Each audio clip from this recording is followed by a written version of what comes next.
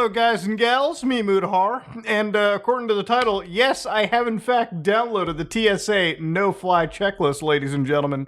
Wild, wild day indeed. Now, of course, I've got this information from journalist friends all around the internet. It's frankly been shared around, and it's one of those things that makes me feel a little bit dirty to own. Now, to understand, for those of you who are missing the context, about a week ago I made a video that went really well for this channel where I talked about, this massive TSA no-fly checklist breach, where a hacker, actually looked around servers that were exposed to the internet, unsecured by the way, and basically downloaded a no-fly list that was just sitting around there. Now, this no-fly list contained over 1.4 million names, that basically trip up the TSA every time somebody flies through. So again, for those of you who don't know what the no-fly list is, it is effectively a list by the TSA's the terror screening section. So effectively what will happen is if your name gets put on the list every time you go to fly and your name gets tripped up, you don't even have to be the same person. You can just share a name. Well, the TSA gets involved, federal agencies get involved, you might get pulled aside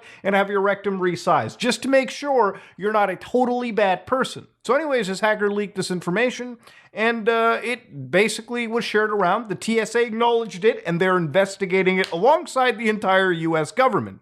They've been investigating it since, and actually sent out a security directive to the airports and various air carriers.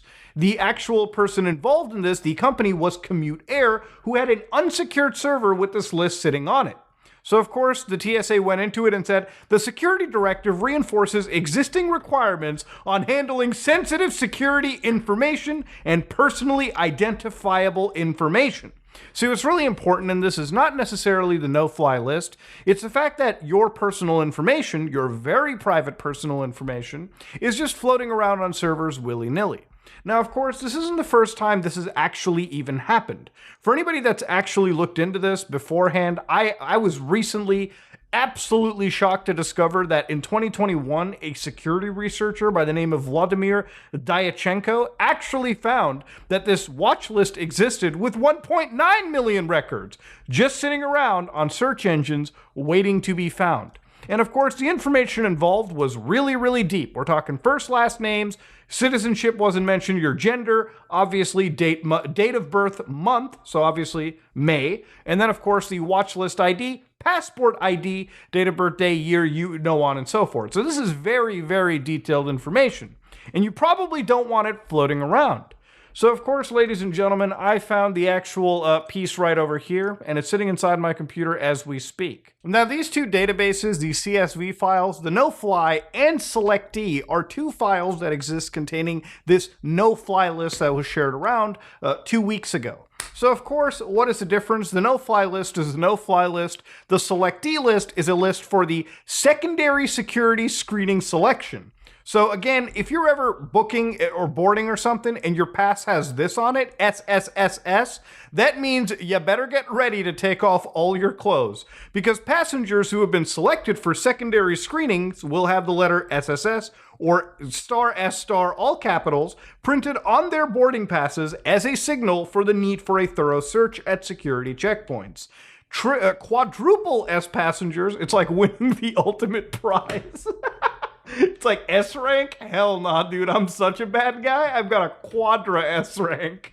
We'll go through a more intensive screening process, which may include enhanced pat-downs. They're going to touch your junk, no questions asked. Their carry-on luggage may also be inspected by hands. In the case of film and other items that cannot be X-rayed, the agent may perform a test for possible explosive materials. The screener may also use a handheld metal detector to search the passenger for metal objects. Basically, you're going to go through the whole rigmarole. Now, with the no-fly list, it's gotten a bunch of bad press over the years from various human rights organizations, people who want to abolish it, because it is genuinely an unfair list. There's a lot of false positives. And of course, because they're literally just going off first, last name bases, you can actually have people who just share a name with a bad person out there. And again, I want to remind you, this list that we're about to look into, around 10% of the names have Muhammad in them. Not to shock you in any capacity, obviously. I wasn't shocked when I heard that. But of course, there's a lot of false positives included in this list, and in some cases, it's been reported that children who share the name actual minors, little kids sometimes, have been caught and have been harassed by the TSA. Again, the TSA is not filled with the brightest bulbs in the entire US agencies around. That's why they're harassing the little kids, because the name is shared on the no-fly list. Again, shocking world we live in, right? Truly. Now, inside this list, the first thing that I wanted to do is I wanted to type in Mutahar. I just wanted to make sure, where am I in the grand scheme of things? So hitting finding all, what's really shocking is I've known more Mutahars in the no-fly list than I've ever met in reality land. There's around 5 Mutahars that one can find sitting in the no-fly list. And of course, thankfully, none of these Mutahars have the exact phrasing of my first, last, and middle name, so I don't get harassed at the airport nearly as much as these individuals ever would. So of course, this list is filled with a lot of private information, but not as much as I actually was led to believe.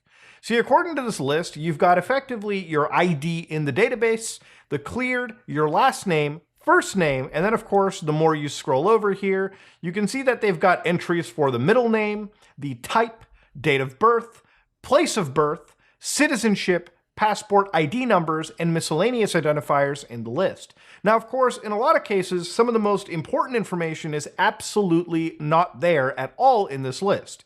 And I think a lot of that has to do with the initial list that was found with the 1.9 million people and how much granular information was out there. I'm pretty sure after that, the TSA had to pretty much reduce the amount of data they put into this list in case of more leaks. So realistically, all you have in these lists is a first last name and the date of birth associated with those first last names, which isn't as super private compelling information as one was originally led to believe. But again, it's still private information, and it's a good idea to showcase just who is on this list. So of course, I wanted to really look into, some of the famous names. Who are the Hall of Famers that have ended up on the no-fly list? So obviously, one of them was Daoud Ibrahim Kaskar, who is actually one of the biggest criminal bosses in the entire world, leader of one of the largest criminal enterprises, I think D Company back home in India. This guy's like the second biggest gangster in the world. Obviously, he's still at large, still around, doing his thing, unfortunately. And of course, they've got various entries with his name and his date of birth sitting around there.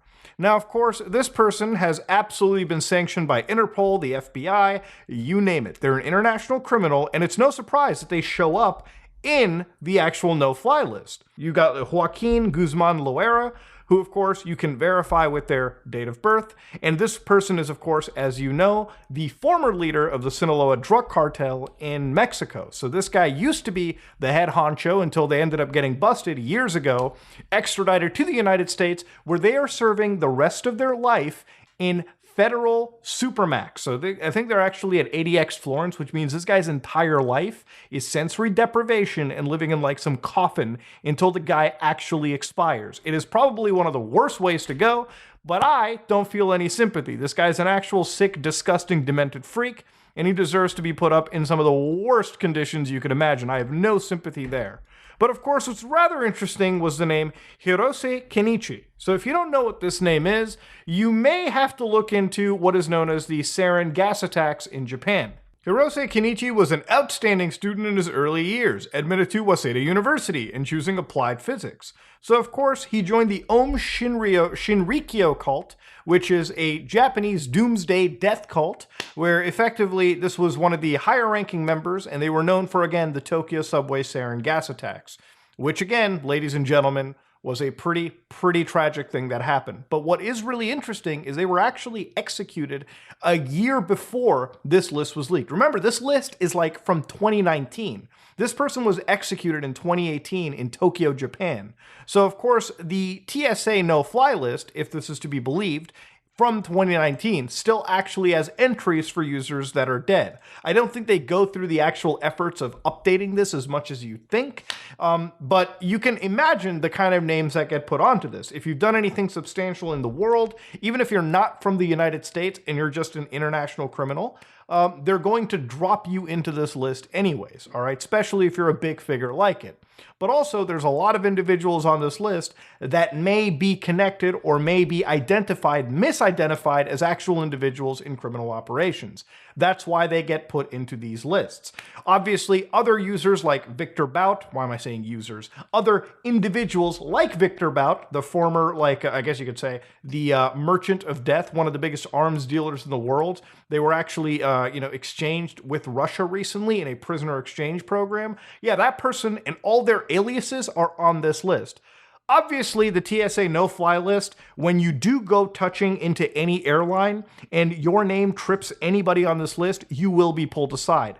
Obviously, the people that I've mentioned, some of the big criminal mob bosses, probably have their own personal jets, and they probably also have enough connections to have different identities they fly underneath. You'd have to be a pretty stupid criminal to be flying under your actual real-life name, knowing all the world agencies after you. Now again, ladies and gentlemen, it's a wild day indeed when a list like this gets thrown out there. Now the person behind it, Maya Arsen-Crimieux, who is known as formerly Tilly Kotman, also known as DeleteScape, also anti-proprietary, was a Swiss developer and a computer hacker. Now, of course, this person was actually pretty big just because of the fact that they didn't just hack this list. They were behind the source code leaks for Intel source code and Nissan source code as well. And of course, you know when I said this person put a target on their back? Well, ladies and gentlemen, this person has actually already been indicted for conspiracy, wire fraud, and aggravated identity theft back in 2021 by the US government. Here you can see a prolific Swiss computer hacker, Till Kotman, 21, was indicted by a grand jury. So of course they even mentioned Tilly Crimieux, which is the name that was associated with the TSA no-fly list. Stealing credentials and publishing source code and proprietary and sensitive information on the web is not protected speech, it is theft and fraud, according to the US government. So of course they said that they alleged that this person uses various hacking techniques and predominantly targeted Git and other source code repositories belonging to private companies and public sector entities.